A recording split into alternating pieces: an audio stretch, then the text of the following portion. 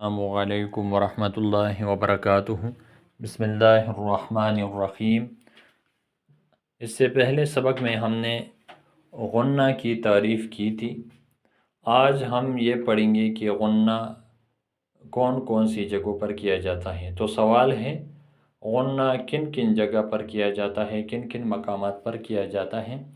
تو جواب، مندرجہ ذیل جگہوں میں غنہ کیا جاتا ہے۔ میں نے تقریباً 5 جگہ یہاں پر ذکر کی ہیں۔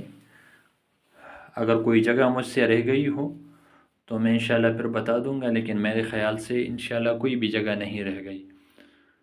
نمبر 1، جب میم مشدد آ جائے، میم ہو اور اس پر شد ہو تو ہم غنہ کریں گے، جیسے فَأُمُّهُ۔ یہاں آپ دیکھ رہے ہیں میم پر شد ہے، تو اس میم میں ہم غنہ کریں گے۔ غنہ یعنی ناک میں آواز لے جائیں گے، فَأُمُّهُ۔ دوسرا فَأَمَّا،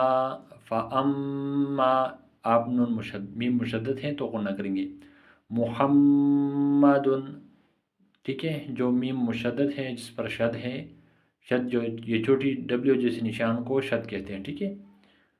نمبر 2، جب نون مشدد آ جائے، یعنی نون پر چھوٹی ڈبلیو جیسا نشان ہو، تو اسے نون میں بھی ہم غنہ کریں گے، جیسے ان اللہ، ان اللہ۔ نمبر 3، میم ساکن کے بعد دوسرا میم آ جائے، یعنی میم ساکن ہو، میم پر چھوٹی دال جیسی نشان ہو اور اس کے بعد میم آ جائے تو ہم غنہ کریں گے۔ مثلاً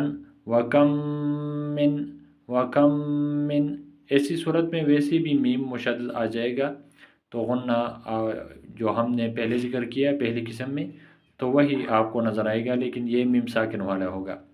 نمبر 4، میم ساکن کے بعد با آ جائے تو ہم غنہ کریں گے، جیسے وما ہم بمؤمنین۔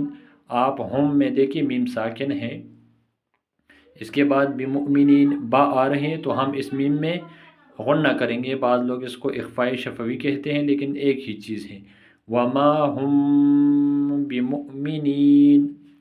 نمبر 5، نون ساکن یا تنوین کے بعد حروف یرملون میں سے یا میم و نون آ جائے تو ہم غنہ کریں گے، جیسے فراشا والسماء۔ دیکھیے یہاں پر تنوین ہے اور تنوین کے بعد وہ آیا ہے تو ہم غنہ کریں گے، فراشا والسماء بصورت۔ یہاں پر آپ دیکھیے تا پر کے نیچے تنوین ہے، 2 زیر ہے اور اس کے بعد میم آ رہی ہے تو ہم اس میں غنہ کریں گے، بصورت من مثلہ۔ یہاں نون ساکن کے بعد بھی میم آ رہے تو ہم غنہ کریں گے، اور وہ کی یا کی مثال جیسے من یقول، یہاں پر لکھا نہیں ہے، ٹھیک ہے، من یقول، اور من نبی،